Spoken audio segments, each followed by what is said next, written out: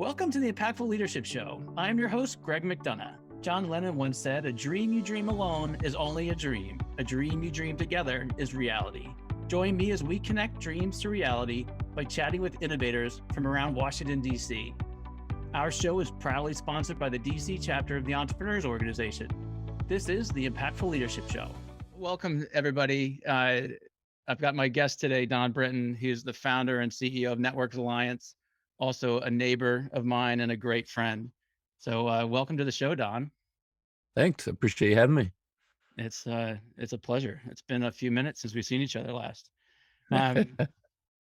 Yeah, so I love to jump right in. And, you've been an entrepreneur now for a handful of decades, a handful of economic cycles, recently had a successful exit with your business. And I'd love to hear from you about misconceptions that entrepreneurs have about exits. Hmm. Okay. One of the biggest ones I had was that they're always successful, or that a lot of them are successful. And not to be a negative Nelly, but as I was starting to do research on my exit and kind of looking into things, one of the things I kind of uncovered, there was like one stat in particular that stood out to me, is that only 30% of businesses that put themselves up for sale actually sell to begin with. And it doesn't necessarily even mean that it would be whatever you might consider a successful exit, where the entrepreneur comes out ahead of the game. Um, and there's a lot of reasons behind that as I started kind of researching it more. But the thing that was surprising is, that, not every exit is a positive one. Interesting. And so when you say positive, go into a little bit. So, I exited my business years ago, and it was more of me leaving the business versus creating a financial return or going into something different. And so maybe we should talk a little bit deeper about what defining an exit, right? Because to your point, success could be defined in many different ways. Yep. What were you considering when you were going down that path, or even in middle of your transaction? Or talk to us a little bit further about that. Yeah. For me, what I was defining as success was, coming out with more than I went in, you know, Yeah. more times than not, most entrepreneurs, um, can leave bankrupt and or with, really nothing. It might be, in that regard too, like sometimes what I've seen with some of my friends is success was just getting out of the venture without going bankrupt, Mm. and or not having a ton of debt afterwards and stuff. And don't get me wrong, I'm not trying to be so negative on entrepreneurship that, like, I'm saying nobody should do it. I think everybody should pick up entrepreneurship. I just think there's some key things that you need to be aware of and or think about as you build a business, so that you don't get left, behind, or holding the bag, basically. That's kind of more my point. When you look at businesses in the United States, at least, 96% of them are less than $1 million in revenue and less than 10 employees, right? So a lot of them are more like sole proprietors, or where the owner operator is, the key of the business, right? And there's certain things that person needs to do in order to make sure that they, leave better than they came in, kind of thing. Sure. Well, let's dive into what types of things. When you started your business, I suspect you weren't thinking exit strategy. And over the years, as you developed your business and it grew, you started contemplating an exit. And you just mentioned, there's a few things that entrepreneurs should be thinking about or doing sort of while on their entrepreneurial journey, depending on what their exit strategy is. So talk to us a little bit further about what are the things that you were doing as you started to prepare and having, a mindset for an exit. Yeah, hindsight, being 2020, I luckily Of did course. a lot of things that ended up, boding well for me in the long run. But the I never did actually think about exiting. I was always like, this company, Network Alliance, was my baby, right? I was never going to exit, is the way I looked at it, right? But what I did always focus on, and I think every entrepreneur needs to focus on, is building a business that has value, right? While I was not focused on exiting a business, I was focused on building a business that had value and added value to our client base. And there's a lot of there's a I mean, there's a whole slew of things that, that means you need to do in order to add value. And one of the biggest things I see as an issue for a lot of small business owners, in particular, is the business is all key to them. Meaning, if they weren't in the business, then the business can't exist, right? And so if they want to get out of the business or exit the business in any kind of way, then they have to build the business in a way that is not reliant or dependent upon them. And then that comes down to systems that you build and the team that you build, and a whole slew of other things to try and make sure that the business does not revolve around you. And there's a lot of reasons why entrepreneurs might not necessarily go down that path. I mean, sometimes it's ego. They like having everything revolve around them because it gives you a sense of, power or pride or ego basically. But then there's others that just don't realize they're not, developing their business in a way that's not dependent upon them. And then they get in cycles where they just can't get out of them, or it's harder to get out of them. And then others just aren't, in my opinion, aren't good at building teams, or they haven't figured out how to build a good team. And to me, I mean, you can't be successful without a good team. You're only going to be as good as the people you surround yourself with. And that was one of the things that a couple of my mentors expressed to me early on in my days, as because I started my business right out of college. So I also didn't know what I didn't know, kind of thing. And so, I was the dumb kid that, thought everything was easy and I could do whatever the hell I wanted and whatever. But my mentors were the ones that, made it clear, like, you can't do it on your own. You have to do it with other people. That's interesting. Talk to me a little bit more about your team. And as you, I mean, it clearly you've built a team around you that you trusted. I would suspect you were close friends. You had been through a lot together. You've built this business. And as you approached your exit or your personal decision to exit, talk to me about some of that. I'm assuming there was some emotional turmoil about, leaving your team, making a change. Talk to me about the conceptions that you had going into the exit and your beliefs and understanding now about the team and sort of that journey you went through. Yeah, there's that's a lot of different questions or areas to go into, right? I Yeah. mean, You opened the like, Pandora's box. yeah, I mean, like, so if I start with, like, I think one of your starting ones was, like, about building the team. Was that right? Right. Yeah. Right. So if I start with that, because to me that's the most important, and that's also an area where I screwed that up so many times, it's not even funny, right? I mean, getting a system in place to pick the right people is key, but also knowing when those right people are no longer a fit and how do you, change that? And that's hard, right? One of the sources that I found hugely helpful for understanding team dynamics, was a organization called the Adizes Institute, and they have a great book called Corporate Life Cycles. And when you look at their information on corporate life cycles, he did all this research on, the stages that every company goes through, from infancy all the way through prime and to eventually bankruptcy, and all the things that you need in those stages. And one of the key factors that he talked about in there is that when you go from one major stage to a next, often the team that got you from, one stage to the next is not the same team that can get you from the next stage, to the next stage. Sure. And, looking back on how we grew, that was honestly probably true. And probably one of my biggest mistakes was taking too long sometimes to recognize that, we needed a new team to kind of carry us forward. Because you're talking about getting a lot of personalities involved, especially like you said. I mean, I developed incredible friendships with these people, and I always looked at my company as a family, right? And I treated my people like they were family, which makes having to let people go or move people around really hard. And what comes into play when you're, if you've got to tell somebody that's been a leader for you for some period of time that now they have to take a step back most people's egos cannot take that, and that was, one of the things, there's two factors that, one of my biggest mentors that always, impressed on me about, leaders and or companies in general, that the two things that lead to most people's failure is ego and greed. And Mm. you got to figure out how to keep ego and greed in check. And unfortunately, ego is a harder animal to deal with than most people think. And it's not even just from a leadership standpoint, but even from an employee standpoint.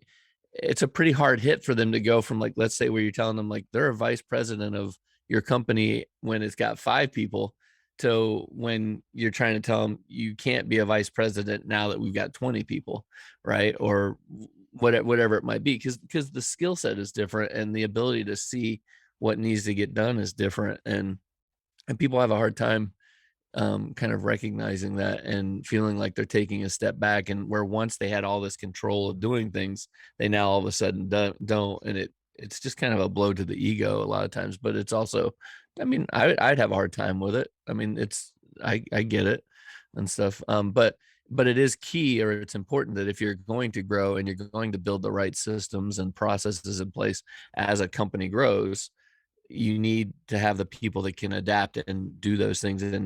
And while I would try and mentor them or get them training to get them to certain places, it wouldn't necessarily be the differentiator for it.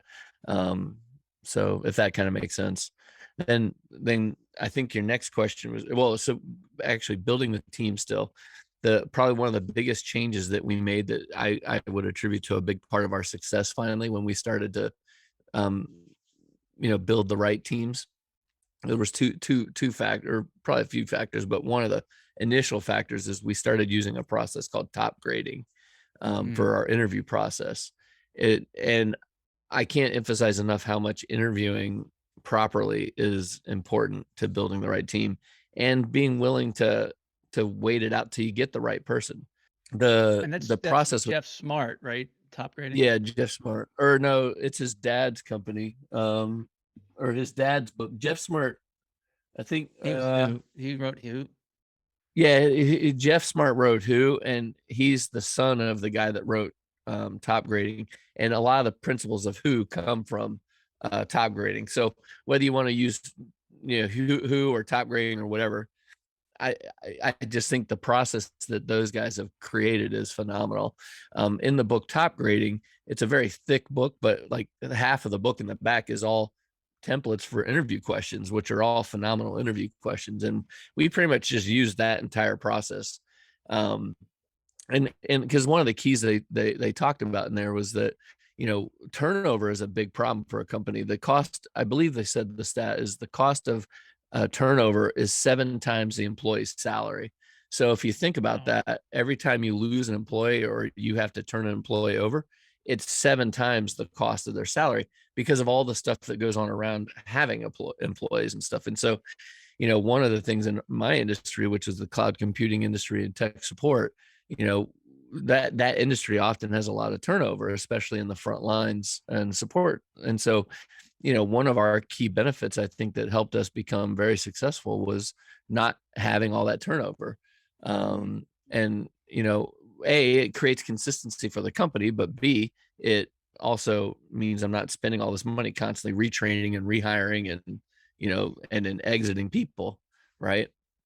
Um, so that process, I would say, was the key differentiator for us. Now, getting people to believe in that process and execute that process correctly and do it is hard, and or harder than you might think, just because, oftentimes in companies, people just want to get butts and seats because they think that'll solve all their problems, is just get more people. But more people can, and the wrong people will actually cause you more problems than taking the time to get the right people, if that makes sense. Certainly. And so our big phrasing for us was always hire slow, fire fast, right? And what we mean by that is take your time to make sure you really get to know who you're going to hire, before you bring them on.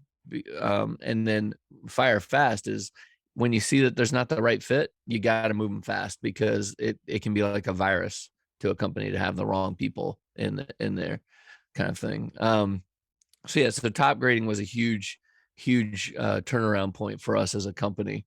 And then some of the other things I would say from a team dynamic standpoint, from managing a team, that were really important was some stuff from the Arbinger Institute.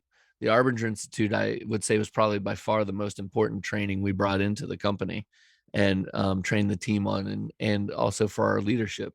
It just gives you a really good process for how to think as a leader and how to be a leader and just how to deal with people, because everything about business is about people, right? It's the people on your team, it's the people at your clients, it's the people within your vendors, your all your networks. It's always about people.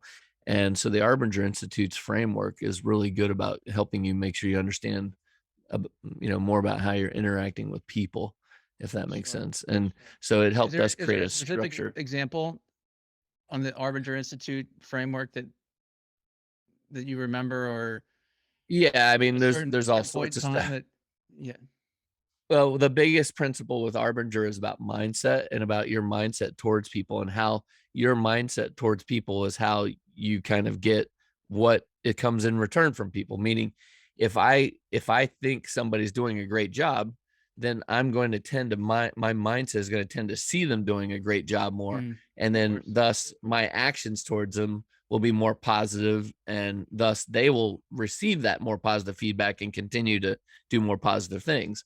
But if I see somebody as a more negative type person, like they're not doing things that I need them to do, my mindset is going to continue to find those things that reinforce that negativity, which then makes me behave in a way that they pick up on that. And then when they pick up on that negativity, they end up doing certain things that might make that cycle worse, right? And it's kind of like, if you think back, like the kid that tries too hard to be friends with you or something, how like they'll keep doing stuff to try and be even more friends, but all those things that they do just make it even worse for them, Sure. kind of thing. It's that same kind of thing. And so the principle is that how I see others is how it impacts them, to where they then do actions that help reinforce how I see them, basically. And so, one of the biggest learnings I had from that whole process is that, where I might have thought some of my employees were the issue, the reality was it came back is that, a big part of the issue was really probably me and my mindset towards them, and I needed to change that mindset, kind of thing, and in order to make it work, if that makes sense. And then they've got all sorts of tools that, while they seem simple on top and they're very easy to implement, they're very complicated as to what the results are that come back from them, if that Mm, makes sense. sure. Um, and And also the uh, good. sorry, I was gonna say, like, it's also a tough pill to swallow, right? Oh As yeah, an yeah, totally. entrepreneur, Yeah, business leader, this is my yeah, baby, yeah. I know catch my teeth. everything. I know everything, right? Right. Right. I mean, and this goes back to the whole ego and greed thing, right? I mean, the problem with entrepreneurs is, our ego gets fed by our own press, right? Like we create our own press releases that tell us how great we are. And then we start to believe our own press, which makes us start to feel like and think we are so great that, our stuff doesn't stink. And then we start to act like that. And then we become, asses sometimes, right? And then it becomes like our downfall and stuff. And that's where, again, I go back to Mario's whole thing about ego and greed. You got to keep your ego in check, you know. Um, you know, everybody has their own desires and wants and needs. And your job as the leader is to help make sure you understand what those wants and desires and needs are of the people that you're interacting with or that are around you. And how do you make sure that your goals align in a way that helps them achieve their goals, right? If you build a team and you're the only one achieving your goals, it's not a really good team at that Right. point in time, you know? So and so going back to some of the questions, I was very team oriented, and I always tried to make sure I was aware of what other people's goals were. Even before I had Arbinger, I was kind of that way. But Arbinger kind of helped put a process around it, or a system around it, to make it more effective, not just for me, but for the rest of the team as well. And then I would say a third factor, for what I would deem as our team success, was the core values. We were very big on core values and very succinct about our core values. We have a 1-page diagram that basically lays them out, and the team actually created the core values. I had core values from when I started the company, but I became aware that nobody in the company knew them but me. Mm, And then we created a process, or we did a process. Ann Rhodes was the woman that helped us. Her company, I think it's called People Inc. She's the chief culture officer over at Southwest Airlines, and then she went on to kind of help start up JetBlue Airlines. And so, she was responsible for what Southwest is known for, which is their culture. sure. And we worked with her and her process basically to basically develop a core set of values that fit the entire company. And then we, spent the rest of our time living to those core values, and we took them very seriously.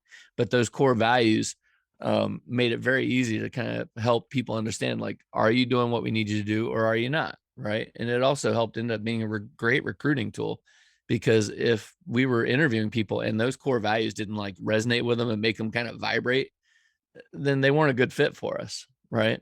And so that was a key factor for us in the team development side of things, and then kind of managing the team kind of thing. Sure. Um, and then I could go on forever on other team things, because that's pretty much what I focused on.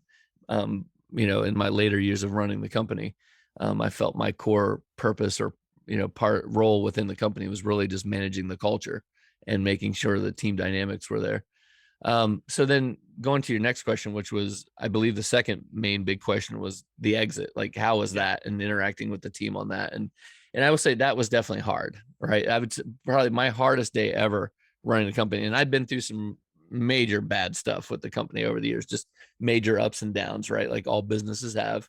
Um, but probably out of all of it, the hardest day I had was when I had to tell my management team, and then when I had to tell the entire company that we were selling, right? And how big was your And team at that point, Don? uh, we had, I think, 25 full-time um, people, and a bunch of part-timers and contractors and stuff outside of that. But the the I again, like I said, I built relationships with all these guys, and one of the things is we practiced open book management, right? Which is where I went through all of our financials and everything with the company every month. Every month we had a company meeting where we would discuss anything and everything. And if people had questions, it was very open. And and I just believe that they should always know everything that's on the table. Well, when we started the process of being acquired, I wasn't legally allowed to tell anybody what we were doing. And that just, because it was against our core values as far as I was concerned. And that was me not living up to what I felt I was supposed to be doing. And so, as soon as we got to the point where I was allowed to tell the management team, I immediately told the management team. And it was so hard because I wasn't sure how they were going to react to it, and what their thoughts were going to be on it. Because here we are building something together, and then now I'm selling it. But I believe at the end of the day, they understood why I was selling. And I mean, again, we got an offer I couldn't refuse, and you know, I would have to have more than doubled the company in a normal kind of valuation model to get to the same result. So it would have, and plus I just had other personal things with family, like my mom passed away, and I just started having kids and stuff like that. It was basically, it was time that I needed to sell and get out. And I believe I did things in a way with the team that they felt good about how we went and did things. um, but we would have to ask them obviously for that. But then, yeah, then when I had to get the whole company together and kind of spread that news, I could see it on their faces when I initially said the news that it was going to be a rough one, right? And because I mean, their lives are changing, right? I mean, Sure. a person's job is a big part of their life. I mean, it's where they spend most of their hours. It's how they, feed their family.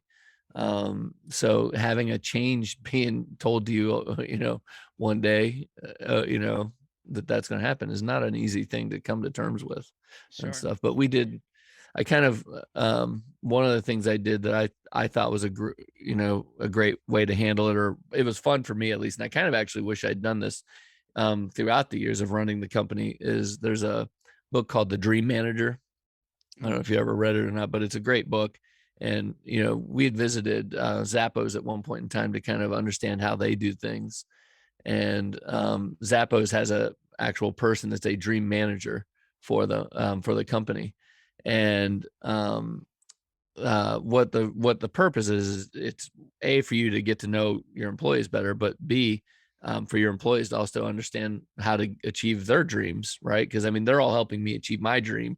So one of the things I did over Thanksgiving, before we were going into the sale, before anybody knew about the sale, is I told everybody, I thanked everybody for helping me achieve my dreams of, building a successful business. And I asked them to share their dreams with me, like what is it that they wanted. And about half the company actually gave me responses back to that. And I was amazed at the responses. I'm like, God, I wish I'd known some of this stuff sooner about these guys, right? Because I mean, it was at the very minimum, it was just interesting, right? And just to see some of the more common bonds that I might have had with some of them, and or just what motivated some of them. And so when it came to the day of the sale, and kind of letting them know, one of the things I had worked on from Thanksgiving until the time we sold is I went around trying to find ways to help them get their dreams, basically. Awesome. And that was so much fun. I mean, like, so one of my favorites was, one of my guys is a drummer, and he's a heavy metal, like thrash drummer, like phenomenal drummer. And so we found out like who his favorite drummer was. Well, then we came to find out that his favorite drummer was having a drum camp with like 60 people that you could pay to attend, and you would basically hang out with this drummer for a week, drumming Wow. and like jamming with him and stuff. So we got him tickets to go to that, basically, so he would be able to go out and basically hang out with his favorite drummer, um and jam with him for a week, right? And then the basic thing I had also put in that is that I set up access to a financial advisor and consultant that would work with every single one of them on how to develop a financial plan to achieve your dreams. Because at the end of the day, to achieve most of your dreams, you have to figure out a way to pay for them, right? And if somebody's dream was that they wanted to be able to buy and own their own house, I wasn't going to go buy and help them own their own house, but I could help them figure out how to afford to do that, and, Mm. what they would need to do that. So getting them that financial advice, I thought was a big key too, because, that would help them enable their mentality towards how they could financially afford whatever their dreams might be, kind of thing. Yeah, But yeah, so the company sold, and then, probably the hardest thing about after the company sold is your level of relevance or importance drops like dramatically overnight, to where getting phone calls back becomes very challenging and stuff. And that's a pretty big blow to your ego and sure. stuff as well. But Well, what's getting you gotta move moving, feeding off that? What's getting you excited these days? on. Trying to figure out what I want to do next, I guess. I mean, I, as you know, I've gotten very bored. I only sleep like 4 to 6 hours a night, so I'm constantly trying to find something else to get into. Lately, I've been looking at the ideas of developing a leadership institute. Getting a ranch, basically. There's a ranch that we go to every year that we've been going to for the last 6 years, called Red Horse Mountain Ranch, and trying to recreate something like that is a goal, because I'm a huge proponent on learning and Mm. knowledge, and expanding people's comfort zones. And so I think if I could start and or build something that would kind of expand on that, I think would be really fun. But I've got to figure out something to get my mind going, because I mean, I'm too young to, you know, sit on my butt for the rest of my life and not do anything. And just, I got to keep my mind engaged, because I don't want it to go to mush. Sure, sure. That's great, Don. Hey, so give us a little bit of history of Don Britton, like where you grew up, sort of lifestyle, the who is Don Britton question.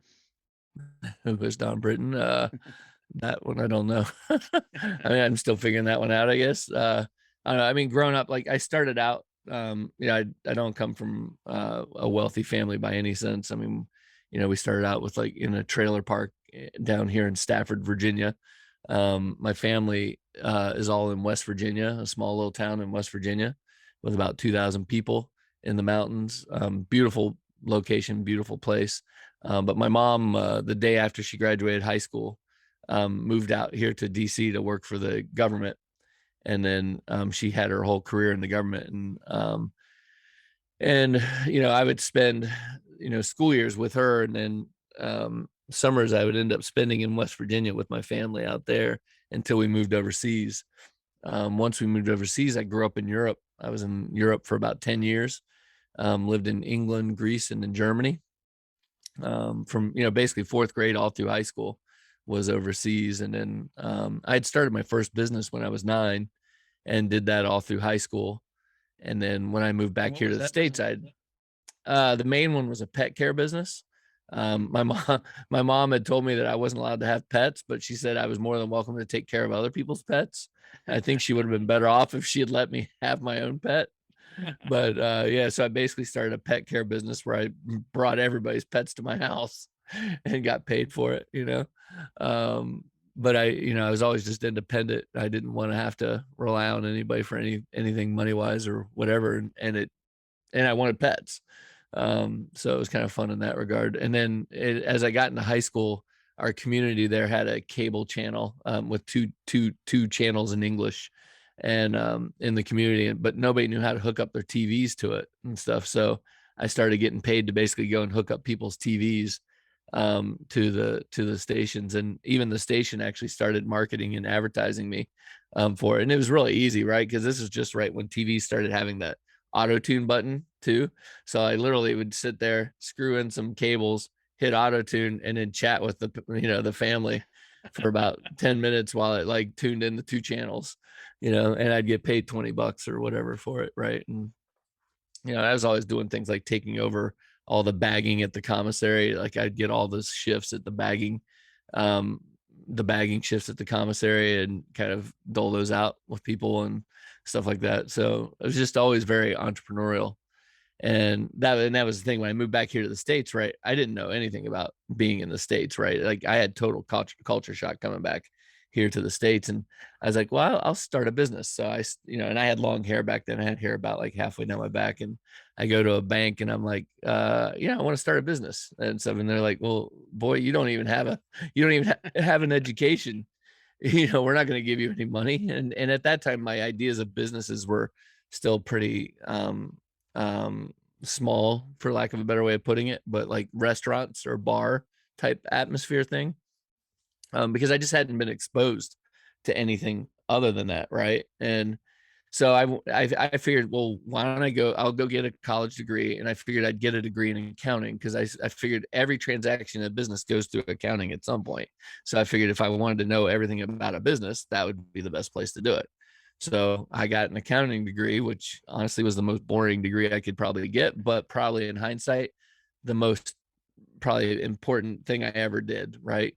Because that has come back to help me so much. I mean, for one, I always had a fallback. I could always get a job in accounting by having that degree. But two, just understanding financials and profitability, and just how things work in a company. It was phenomenal background for that.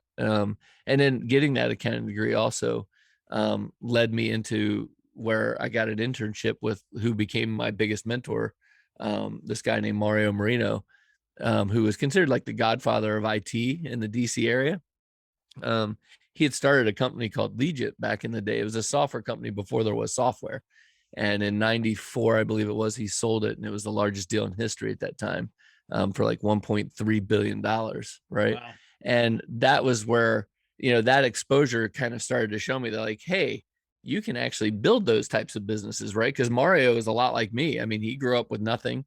And he came from the same kind of roots I did, but in Ohio versus West Virginia, right? And he went on to build this massive company, and I just didn't realize people built those for some. I don't know why I didn't make that connection, but somebody had to build it, and it's people. So that's when, and because it was tech business, I love tech.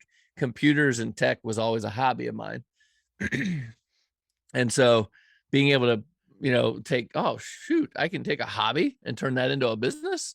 All right. And so that's, I started plugging away with stuff that I was playing with the internet in the early days, at college, where we would get term papers from other students at other universities. So I knew you could keep files up on the internet and stuff, right? But this is back when it was like text based, right? Like if you wanted a picture off the internet, you'd have to download like 4 files, stitch them together, and then voila, you had a picture, right? Right. Wasn't the most easy thing to use, but I knew you could stow files up there, right? And so when I graduated college, um, I got my degree in accounting. Mario and those guys pushed me out and said, "Go get your wings in public accounting." And so I started working in a public accounting firm. And one of the things I started to realize was that as I was, they would have me, because I was technical, they had me looking at the computer systems of all these small businesses. And what happened is I started to see that, hey, all these small businesses have basically the exact same IT infrastructure, maybe just less than 10 or 5% of it was different from one another, but they all hated their IT, and the customer service was non-existent, security was not there, reliability wasn't there. I mean, it was just, the systems just weren't very good. And so I started saying, well, what if I was to centralize all this on the internet and then just basically have them pay me a monthly fee to do that? And then I could increase the reliability, because I could increase the security, and I could also increase the accessibility, right? They could then access their stuff from anywhere and stuff. And so thus that's what I started doing, which now is obviously called cloud computing. But back in that day, no, a lot of people didn't even know what the internet was. So my Sure. hardest part of my company back then was convincing people to let me put their files on this thing called the internet. And oh, by the way, you should have an email address so that you can communicate with people, right? That was the biggest challenge in the early days. And I got laughed at a ton, right? I mean, I mean, I was no, gonna ask no, you how many folks called you crazy, right? oh yeah. Like, you I think mean, about all these everybody. I great mean, ideas and all this new technology. At some point in time, it was a crazy idea that somebody said, oh "Oh, yeah. that's never gonna work."